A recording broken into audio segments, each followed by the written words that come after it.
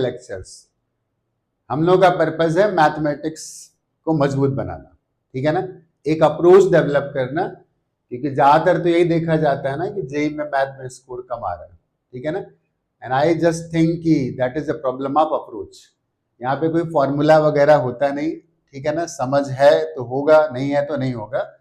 और मुझे पूरी उम्मीद है कि तुमने जो सारे लेक्चर्स अगर देख रहे होगे सीरीज से, तो तुम्हारी प्रोबेबिलिटी के कॉन्सेप्ट क्लियर हो रहे होंगे और डर खत्म हो रहा होगा, डर फॉर एडवांस खत्म हो रहा होगा। तो जेई मेन का डर तो अपने आप ही खत्म होने वाला है। और दूसरी बात, प्रोबेबिलिटी का डिस्कशन मैं क्यों कर रहा हूँ, it's a very high weightage topic. अगर हम ये चैप्टर पूरा करके आते हैं ना, probability, set theory, permutation, combination, number system, 8-8, 9-9 questions आते हैं जेई एडवांस में।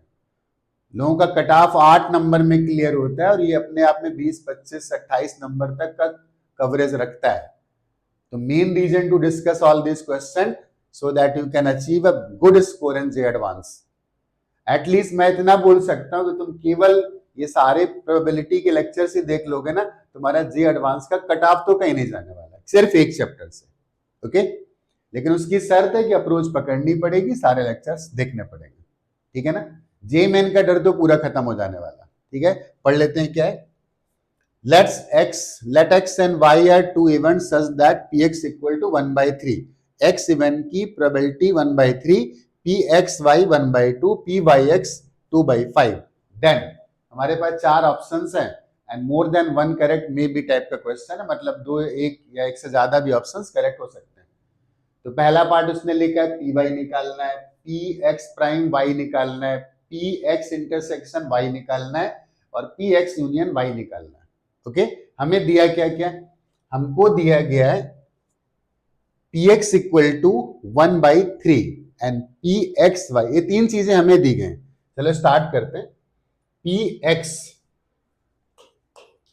Probability of event x, probability of event x वो हमें दे दिया उसने कितना, 1/3। और प्रोबेबिलिटी इनकी भी दी हुई है, x y and y x, okay. 1/2 अलग लिख लेते हैं। Probability of event x given, probability of x y given, probability of y x given, okay. हमें ये 3 चीजें दी गई, ओके। देख लेते हैं क्या क्या वैल्यू दी गई। प्रोबेबिलिटी ऑफ x 1/3 दिया गया, उसको लिख देते हैं, this is 1/3। Probability of x y half दिया, probability of x y that is half, and probability कहां पे आ गया, probability y x is 2/5, this is 2/5, okay. तो इतने डेटा से हम क्या कर सकते हैं, इतने डेटा से कुछ वैल्यूज तो निकाल सकते हैं ना, राइट। पहले मैं ये लिखता हूं, आई थिंक ये लिखना ज्यादा बेटर होगा, जो लास्ट वाली इवेंट है ना उसको लिखते हैं। प्रोबेबिलिटी ऑफ वाई एक्स, इसका मीनिंग क्या है, इसका मीनिंग है कि एक्स हो चुका है, एक्स इवेंट अकर कर चुका है, तो वाई के अकर करने की प्रोबेबिलिटी क्या है। मतलब इसको हम ऐसे लिख सकते हैं कि this is probability of Y और साथ में एक्स, एक्स अकर कर चुका है तो वाई अकर करता है, and divided by probability of x. Reduce sample space की बात हो रही है कि एक्स इवेंट हो चुकी है, तो अब हमें बताना है कि वाई इवेंट होने की क्या प्रोबेबिलिटी है। यहां पे हमको पी एक्स गिवन है, हमें पी वाई एक्स गिवन है, तो हम यहां से P Y intersection X calculate कर सकते हैं।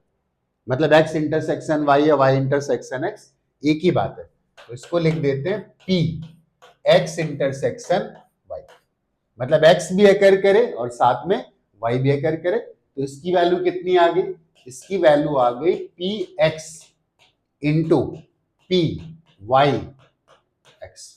पी एक्स की value given, right, P x is 1/3, तो यहां से probability of x intersection y is equal to 1/3 into and probability of y provided x occur कर चुका है, राइट, x अकर कर चुका है तो y की प्रोबेबिलिटी दैट इज 2/5, यहां पे 2/5 लिख देते and this will B 2 divided by 15।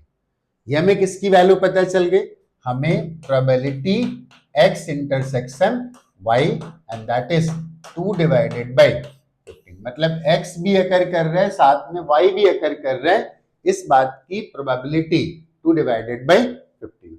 ऐसा कोई ऑप्शन है क्या, चेक कर लेते, x इंटरसेक्शन y और उस ऑप्शन में गिवन है 1/5, इसका मतलब ये वाला जो आंसर है ना, this answer can not be correct, क्योंकि इसकी वैल्यू जो हम लोगों ने निकाली है वो कुछ और आ रही है and that is I think 2/50। Okay, एक चीज हमें और मिल गई, अब क्या करते हैं, प्रोबेबिलिटी ऑफ y निकालते हैं सिमिलर मेथड से, तो यहां से प्रोबेबिलिटी ऑफ y निकाल सकते हैं अगर ये हम निकाल चुके हैं, कैसे देख लेते हैं।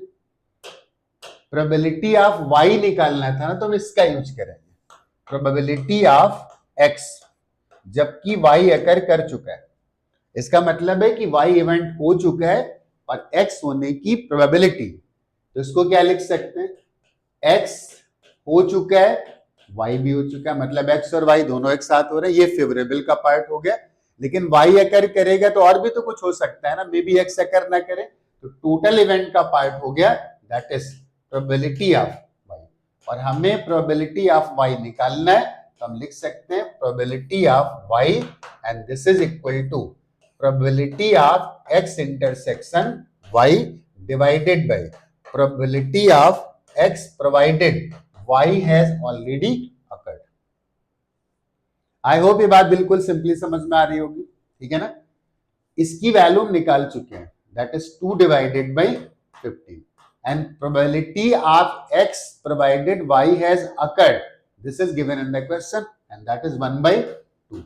तो ये 2 ऊपर चला गया और ये वैल्यू कितनी आ गई, this value is 4 divided by 15। हमें पी वाई की वैल्यू पता चल गई and P Y is 4 divided by 15, और यहां पे उसने लिखा है कि P Y is 4 divided by 15, इसका मतलब ये ऑप्शन करेक्ट हो गया, बी सी करेक्ट है नहीं।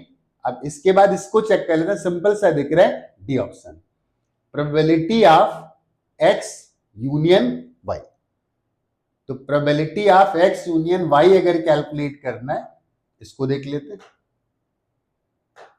Probability of x union y कैसे निकाल सकते हैं, एक्स यूनियन वाई, इसका मतलब या तो एक्स अकर करे या वाई अकर करे, राइट। तो ये कैसे पॉसिबल होगा, probability of x plus probability of Y और minus probability of x intersection Y.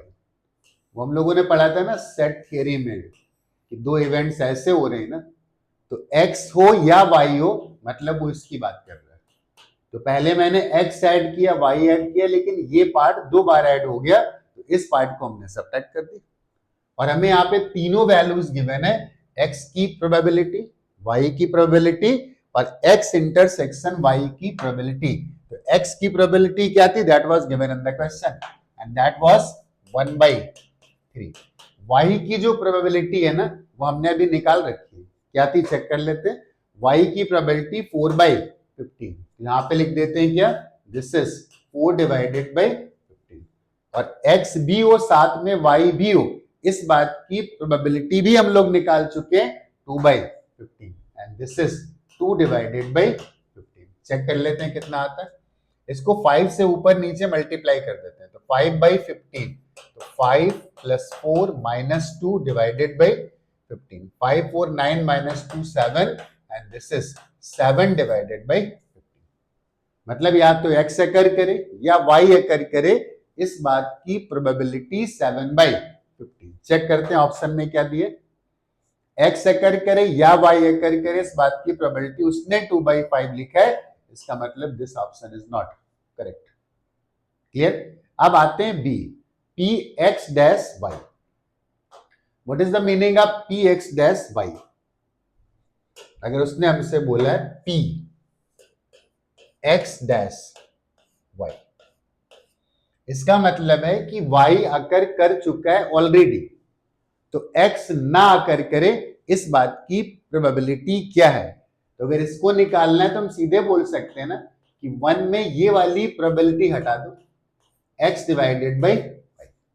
x के साथ तो दो ही इवेंट होंगे ना, या तो x अकर करेगा या तो नहीं अकर करेगा। तो अगर वो ये पूछ रहा है कि y अकर कर चुका है और x ना अकर करे इस बात की प्रोबेबिलिटी क्या है, तो हम ये बोल सकते हैं कि x अकर करने की प्रोबेबिलिटी को 1 में सब्ट्रैक्ट कर दो, तो x के ना अकर करने की प्रोबेबिलिटी आ जाएगी। And pxy given in the question, pxy given in the question and that is half.